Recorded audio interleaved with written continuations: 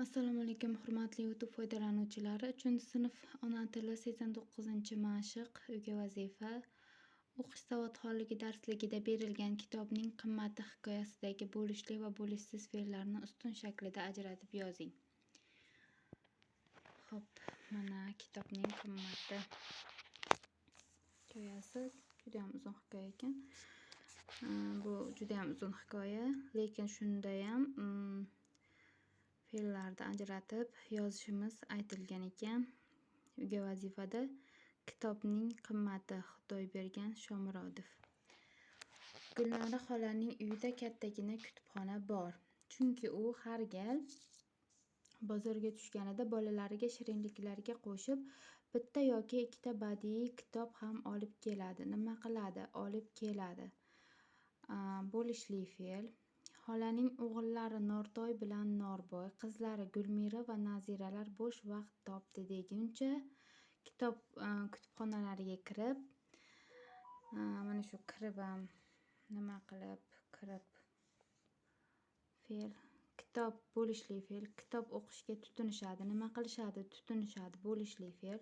Bolalarning sinfdoshlari ham biror kitob kerak bo'lsa, eng avval ulardan so'rashadi. Nima qilishadi? So'rashadi. Bo'lishli fe'l. Nortoy aka, dedi Nazira nonushta paytida. Mehrobdan chayonni o'qib bo'ldingizmi?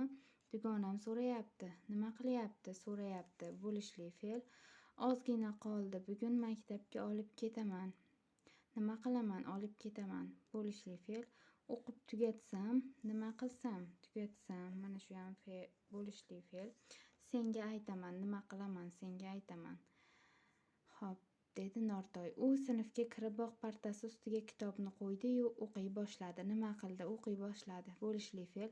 O'qishga qiziqib ketganidan dars boshlanib sinfga muallim kirib kelganini ham sezmadi. Mana shu bo'lishsiz fe'l.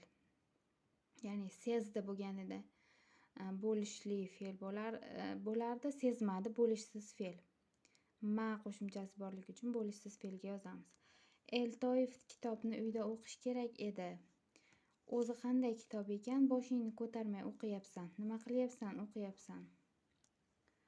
Bo'lishli, dedi o'qituvchi uning yoniga kelib. Nima qilib? Yoniga kelib. Bo'lishli fe'l.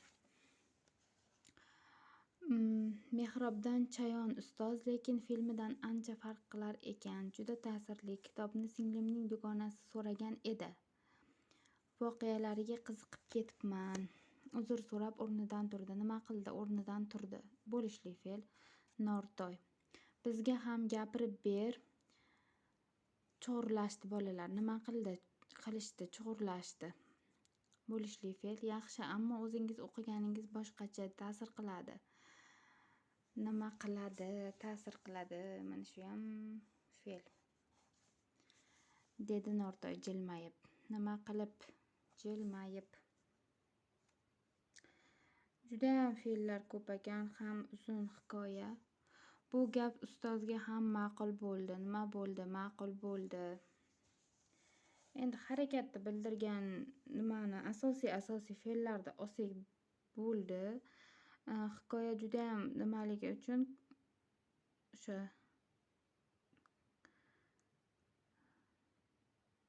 endi juda ham uzun 3-4-5 betli hikoya emas-u, lekin ona tiliga uyga vazifa qilib berilganiga hikoya katta berilgan. Matn berilardi odatda mashqda ona tilida, lekin bu katta hikoya, shu katta hikoyadan berilgan. Shuning uchun bu biroz og'irlik, murakkablik qiladi o'quvchilarga. Faqat bir shart bilan kitobni beraman, dedi Nortoy. Uni ehtiyot qilasiz, varaqlarni yirtmasdan. Nima qilmasdan? Yirtmasdan. Bo'lishsiz fe'l. Buklamasdan. Bo'lishsiz.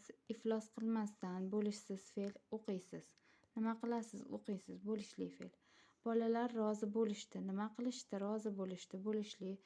Navbat jurnaldagi ro'yxat bo'yicha tuzildi. Nima qilindi? Tuzildi. Bo'lishli fe'l. Shu tariqa kitob qo'lma-qo'l o'qila boshlandi. Nima qilindi? O'qila boshlandi. Bo'lishli fe'l. Nortoy mehrobdan chayonni javondan topmadim. Nima qilmadim? Topmadim. Mana shu topdim bo'lganida bo'lishli fe'l bo'ladi. Ma qo'shimchasi bor. Topmadim bo'lgani uchun bo'lishsiz fe'l. Haliyam o'qib bo'lmadingmi? Bo'lishsiz. Bo'ldingmi bo'lganda bo'lishli bo'lardi. Bo'lmadingmi bo'lgani uchun bo'lishsiz fe'l. So'radi. Nima qildi? So'radi. Bo'lishli fe'l. Gulnora xola bir kuni o'g'lidan: ertaga olib kelaman. Nima qilaman? Olib kelaman. Bo'lishli fe'l. Uni sinfimizdagi oxirgi o'quvchi Yahyoyeva o'qiyapti. Nima qilyapti? O'qiyapti. Hop. Bo'lishli. Quvonib dedi Nortoy: tanaffuslarda faqat shu kitob haqida gaplashyapmiz. Nima qilyapmiz? Gaplashyapmiz. Bo'lishli.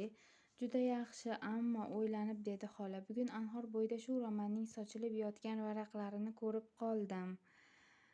Ishqilib bizniki bo'lmasin-da.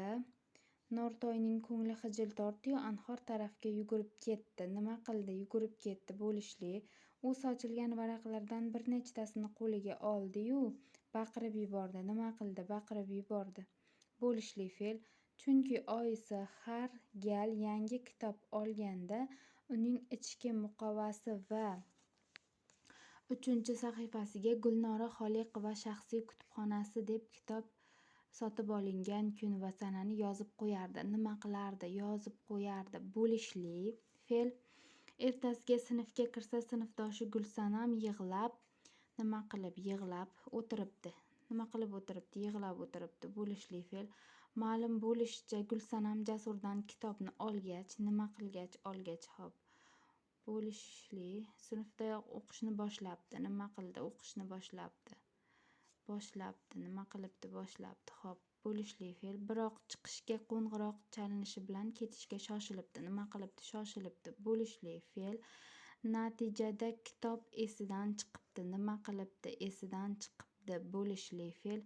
Tushidan keyin shu sinfda o'qiydigan 3-sinf o'quvchisi Dilshod kitobni topib olibdi.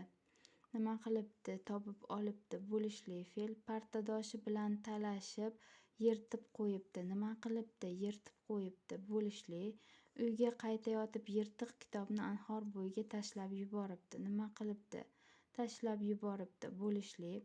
Uyga borgach voqeani onasiga aytib berdi. Nima qildi? Aytib berdi. Bo'lishli. Gulnora opaning avvaliga jahli chiqib, nima qilib? Jahli chiqib. Bo'lishli. Qovog'ini solib oldi. Bo'lishli fe'l. Keyin o'g'lining holatini tushundi. Nima qildi? Tushundi. Bo'lishli fe'l. Shekilli. Ko'p kuyunaverma.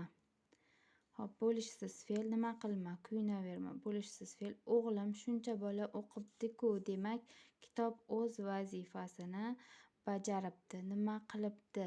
Bajaribdi. Bo'lishli fe'l. Chunki kitobning qimmati uning ko'p o'qilganida. Mana hikoya tugadi. Mana shu aytilgan bo'lishli bo'lishsiz fe'llarni ustun shaklida bir tomonga bo'lishli fe'l, bir tomonga bo'lishsiz fe'l qilib yoki tagma-tag birinchi bo'lishli fe'lni, keyin bo'lishsiz fe'lni yozib chiqsangiz bo'ladi. Bu yerda ko'proq bo'lishli fe'l ekan, bo'lishsiz fe'llar sanoqli. Chiroyli qilib tagma-tag yozsak ham bo'laveradi. Hop. E'tiborlaring uchun rahmat.